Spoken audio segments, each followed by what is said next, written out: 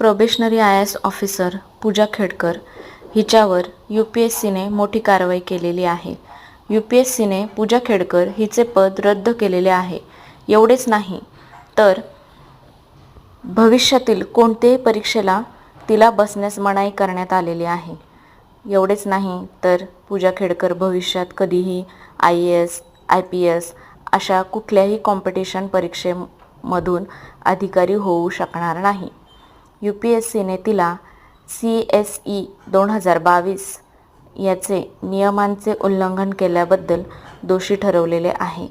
तरीही अजूनही पूजा खेडकर यांनी कोणते डॉक्युमेंट्स फेक डॉक्युमेंट्स बनवून फोर्ज डॉक्युमेंट्स बनवून IASचे पद मिळवले याची पूर्णपणे चौकशी होऊन तिच्यावर पूर्णपणे कारवाई होईल आणि UPSCने छान निर्णय दिला.